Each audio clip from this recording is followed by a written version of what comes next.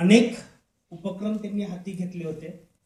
बारामती तळ ठोकून ती ग्रेप इंडस्ट्री पूर्वपदावर आणण्यासाठी सगळ्यात जास्त मेहनत अख्ख्या देशात कोणी घेतली असेल तर ती प्रताप पवार साहेबांनी.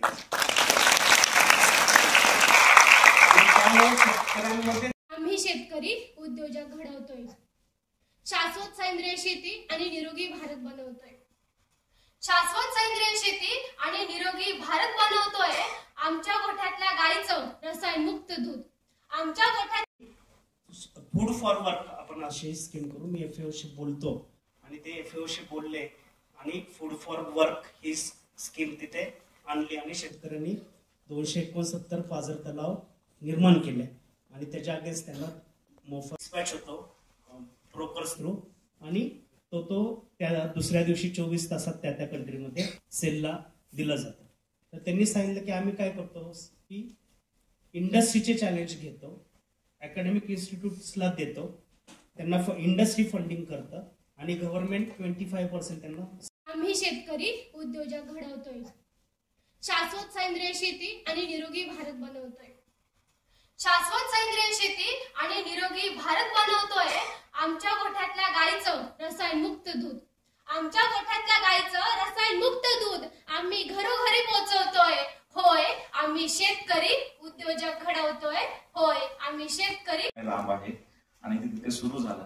आज मनसरमध्येच हा कारखाना चालू आहे. आपण जवळजवळ 1000 जवळपासच्या लोकांना तिथे जॉब्स उपलब्ध झाले. म्हणजे 1000 फॅमिलीज आणि त्यांच्या असोसिएटेड आणखी जॉब्स म्हणजे आणखी 1000 असू शकतील असं पडलं पाहिजे. याची उत्तरं आजच्या मेंटॉर मेंटी तुमच्यासाठी जे नियोजन इतकं सुंदर करून दिलेलं आहे.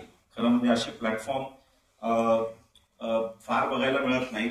आणि समाज हा वेगळ्या वेगळ्या आपल्या कास्टनी विभाजून आहे, पण मराठी हा उद्योजकाकडे जात नाही आणि मराठी भाषेमध्ये आपल्याला आणि मराठी लोकांनी हा निर्माण केलेला आपल्याला असा प्लॅटफॉर्म. तुमची प्रायोरिटी आहे, बरोबर आहे.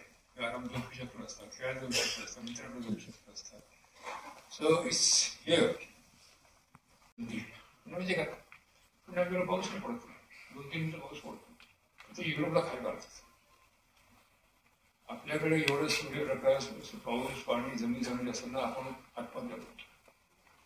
त्या इस्रायल लोकांनी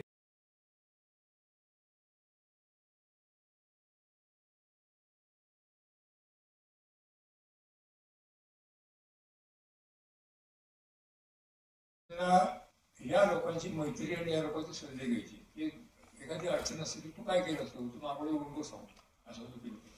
ते लोक जीवन ते चालतात, जे भयंकर कष्ट करतात हे विसरू देऊ नका. कारण ते माणूस कष्ट करत नाही, त्याला पैशाची जाणीव नाही, त्याला व्यवहार कमी बोलतो. माझा कॉलेज म्हणून माझे मारवाडी मित्र आहेत. आपल्या डोकं चालत नाही ना, मारवाडीचं मित्राचा मदत घ्या, आपल्याला नाही करत सोड ह्याला करतो. मग त्याचं सल्ला आहे आणि आपला प्रश्न सोडला. प्रश्न आपला सोडण्याचा आहे, आपल्या इतर नाही महत्वाचं नाही. उद्देश असा होता की जे ऍग्रिकल्चर एक्सटेन्शन त्या काळात खूप कमी होतं. KVKs वगैरे होत्या, पण 2005 मध्ये आपल्याकडे टेक्नॉलॉजीज वगैरे इतक्या प्रमाणात नव्हत्या, पण ज्या होत्या त्या शेतकऱ्यांपर्यंत पोहोचत नव्हत्या. तर मग ते कशा पोहोचायच्या त्यासाठी त्यांनी ऍग्रिकल्चर एक्सटेन्शन म्हणून हा 2005 ला सुरुवात केली होती. 2009 थोडंसं आम्ही म्हणजे खूप मोठा हे असतं. जसं की आता आजकाल एक घोड चालली की अमृततुल्य चहा एकाने टाकला गेला की दुसरा टाकतोय ना, तसं करायचं का? ते उद्योजक आहे का? ठीक आहे की किंवा तशी फ्रँचायझी करायची का? थोडासा मसाला चेंज केला की होईल का तसा उद्योजक?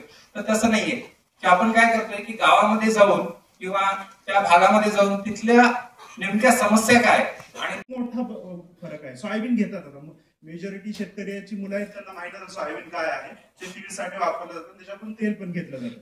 पण हे सोयाबीन जे आहे ते आपलं 1 टन पण निघत नाही एकरी. तिथं अमेरिका 3 ते 4 टन काढते.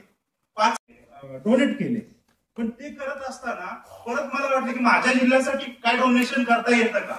पण नंतर आम्ही बिझनेसमध्ये पण इंजिनियर पण आहोत, प्रॉब्लेम सॉल्व्हर, आणि आम्ही बिझनेस पण आहोत मध्ये आहोत. आम्ही असा विचार केला की नुसतं डोनेशन देऊन फायदा नाही, आपण आपल्या फार्मर्सला असं काहीतरी इन्स्टिट्यूट देऊ ज्याद्वारे त्यांचा उदरनिर्वाह की गोड ह्याच्यात जायचंच नाही, बटन मध्ये जायचं नाही.